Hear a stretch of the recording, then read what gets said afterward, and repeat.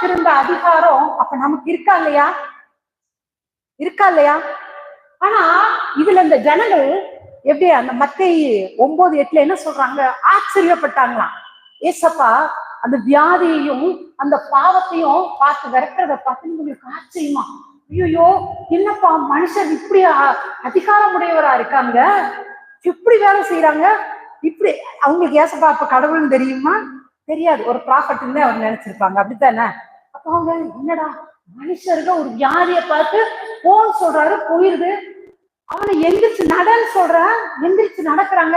இன்னைக்கு இந்த வாத நோய் வந்தா நிறைய ட்ரீட்மெண்ட் இருக்குது, அப்படித்தானே? போய் டாக்டரை பார்க்கணும், அதுக்குன்னு பிசியோ பார்க்கணும், நிறைய காரியங்கள் இருக்குது, அதெல்லாம் செய்யணும். அவங்க எவ்வளவு அதெல்லாம் ரொம்ப கஷ்ட ப்ராசஸ். ஒரு ப்ராசஸ் இல்லையே, ஒரே வார்த்தை எழுந்துரு நடன்னு சொல்றாரு. எம்பாட்டு எழுந்து நடக்கிறேன்,